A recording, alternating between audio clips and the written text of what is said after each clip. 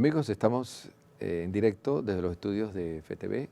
Para sus llamadas pueden ahora pues tomar el teléfono 230-1955.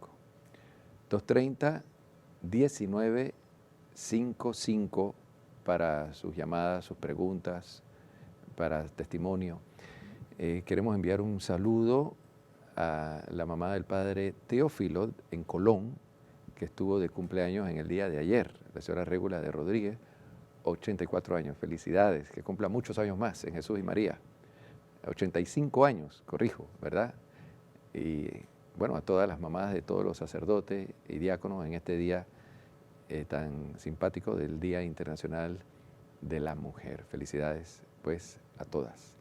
Y estamos, pues, ahora recibiendo sus llamadas 230-1955, aquí en los estudios de FTV. Su participación al aire, alguna inquietud, alguna pregunta. Tenemos una llamada de inmediato. Adelante. Sí, adelante. Buenos días, padre. Sí, adelante. Yo quiero saber esto que usted habló la vez pasada sobre la indulgencia plenaria. Sí. Eso me interesó mucho y quisiera que usted me lo explique. Bueno, cómo no, con mucho gusto. Mire, puede cerrar la llamada para evitar el home allí. Miren, siempre en la iglesia se concede las indulgencias plenarias. No es solamente en este año santo de la misericordia. Por ejemplo, cuando una persona reza el Santo Rosario en una iglesia ante el sagrario, no tiene que estar el Santísimo expuesto. Ante el sagrario se lucra la indulgencia plenaria.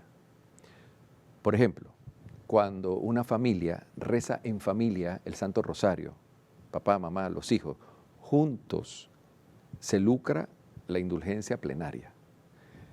En el Día de Todos los Difuntos, cuando se visita un cementerio, una iglesia y se ora por los difuntos, se lucra la indulgencia plenaria. Cuando se hace el Te Deum a final de año, también. Y hay otras muchas acciones, como también las indulgencias parciales.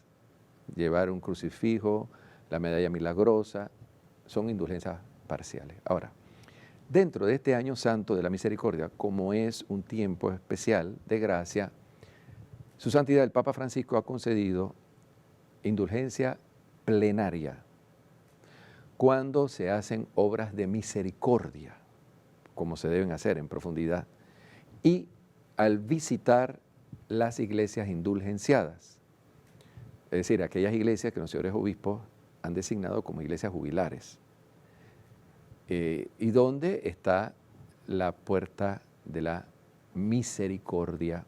No necesariamente una iglesia indulgenciada tiene que tener puerta de misericordia. En la mayoría de los casos coincide, pero no siempre. Ahora, ¿qué hay que hacer en estos casos? Y siempre para ganar la indulgencia plenaria. La confesión sacramental, en el marco de unos 15 días antes de hacer la obra de misericordia o bien antes de visitar la iglesia indulgenciada. Hacer la confesión. Recibir la comunión sacramental, es decir, el cuerpo de nuestro Señor Jesucristo. Puede ser en la iglesia indulgenciada o puede ser en cualquier iglesia. Y luego siempre rezar por las intenciones del Papa, aunque sea un Padre Nuestro, un Ave María, y rezar el credo en la iglesia indulgenciada, si se visita la iglesia indulgenciada. ¿En qué momento se lucra la indulgencia plenaria? En el momento de la comunión.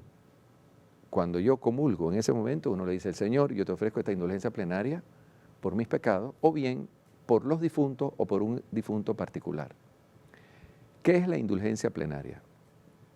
La indulgencia plenaria no me perdona los pecados. Yo puedo decir que la indulgencia plenaria tampoco me perdona la pena por los pecados, sino que me da la gracia ante la pena de los pecados, me da con qué pagar la pena de los pecados. Voy a explicar esto. Cuando yo peco, cuando yo cometo un pecado es la transgresión de la ley de Dios, ¿no? Entonces Dios nos ha dicho lo que no debemos hacer y lo que debemos hacer. Cuando yo dejo de hacer lo que debo hacer y cuando yo hago lo que no debo hacer según la ley de Dios, según lo que Dios revela, entonces yo cometo un pecado. Esos pecados pueden ser de pensamiento, de palabra, de acción o de omisión, dejar de hacer lo que debo hacer. Cuando peco contra los 7 pecados capitales, la soberbia, la avaricia, la lujuria, la ira, la envidia, la pereza, la gula, o bien los 10 mandamientos, las enseñanzas de Cristo, entonces yo ofendo a Dios, ofendo a la iglesia, ofendo a la sociedad, me ofendo a mí mismo. Yo cuando me confieso y recibo la absolución sacramental del sacerdote, yo me reconcilio con Dios, me reconcilio con la sociedad, me reconcilio con la iglesia, me reconcilio consigo mismo.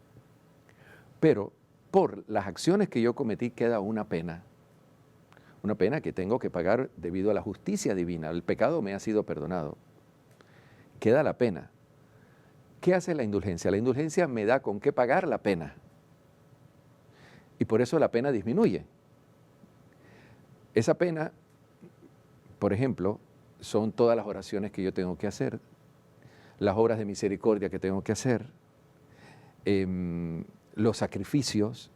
La pena son, por ejemplo, también las enfermedades que yo sufro, y cuando estoy enfermo yo le ofrezco a Dios mis enfermedades por los pecados que he cometido. La indulgencia es una gracia añadida a la absolución que me da la Iglesia por los méritos de nuestro Señor Jesucristo. Y esto aquí hay que aclararlo.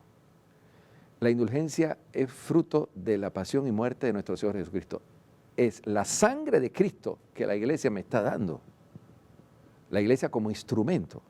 Así como la Iglesia me da la absolución por los méritos de Cristo, así la Iglesia me da la indulgencia plenaria. Son gracias añadidas a la absolución, que disminuye la pena.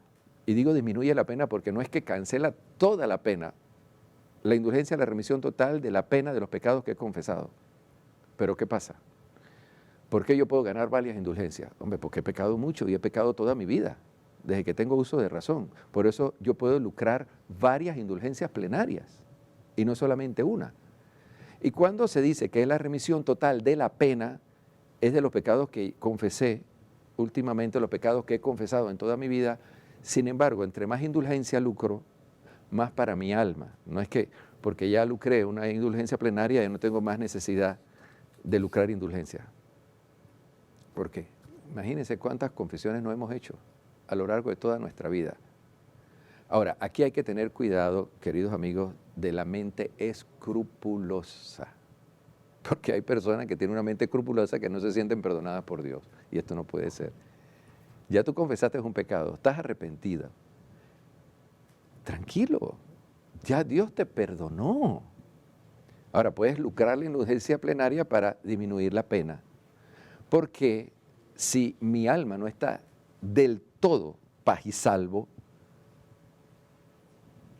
tendré que ir al purgatorio, y el purgatorio existe. Es un dogma de fe. El purgatorio es un estado de purificación del alma que muere en pecado y no puede entrar directamente al paraíso. Entonces, la indulgencia plenaria me puede disminuir la pena del purgatorio, pero sobre todo mis confesiones y todo lo que yo hago en este mundo. Nosotros aplicamos la celebración de la Eucaristía, el ayuno, los rosarios, por las almas del purgatorio, ¿no? Si el purgatorio no existiera, tendríamos que eliminar todas las misas por los difuntos, todas. Esas intenciones se aplican por las almas del purgatorio. Las almas que están en el paraíso no necesitan la celebración de la Eucaristía. No la necesitan. Las del purgatorio sí. Las del infierno tampoco, porque del infierno no se puede salir. Y el infierno es un dogma de fe. Cristo habló del infierno. El infierno existe. Ahora, nadie está condenado a ir al infierno, como nadie está condenado al purgatorio. O sea, Dios nos da la vida y cada uno, con la vida que Dios le ha dado, entonces se traza su destino. Ahora, a lo largo de nuestra vida, Dios nos ofrece siempre su amor y su misericordia para que nosotros adquiramos la vida eterna. Claro, un ateo no cree esto porque es ateo. Y el ateo no cree en la vida eterna, no cree en la inmortalidad del alma, no cree en Dios. Pero un creyente sí, porque el creyente se identifica con Cristo, con la revelación, con la Sagrada Escritura, y asume lo que Dios ha revelado. Ahora, si yo, como creyente, me estoy preparando para la muerte, hombre, tengo que tomar todas las herramientas, todo lo que la iglesia me ofrece para prepararme. ¿Con qué me voy a encontrar cuando yo muera? Y fíjense, si los que creemos en Dios y seguimos a Jesucristo, a la hora de morir, digamos, se acabó todo y no resucitamos y se acabó, nos transformamos en polvo, no perdimos nada por haber creído en Dios en este mundo. Al contrario, tomamos con paz los problemas, superamos las dificultades de una manera, digamos, mejor, más fácil. Pero si los ateos, los agnósticos, a la hora de morir, se dan cuenta que existe otro mundo y pudieron escoger a Dios, en este mundo lo perdieron todo. Todo. Si nosotros que creemos en Dios, al morir, recibimos el paraíso, bendito sea el paraíso, bendito sea la vida eterna con Dios. Entonces, queridos hermanos, estamos en este mundo de paso, ¿no? Y uno no puede jugar con su vida. Los que no creen en Dios, los respetamos. Nos toca orar por ellos, interceder por ellos, buscar la manera de que también antes de morir se encuentren cara a cara con la misericordia de Dios. Queridos hermanos, pues y ha sido todo por hoy. Si el Señor nos lo permite, nos encontramos mañana a esta misma hora. Y la bendición de Dios Todopoderoso descienda en ustedes y les acompañe siempre por la intercesión de la Santísima Virgen María, Nuestra Señora de la Antigua. En el nombre del Padre, del Hijo y del Espíritu Santo.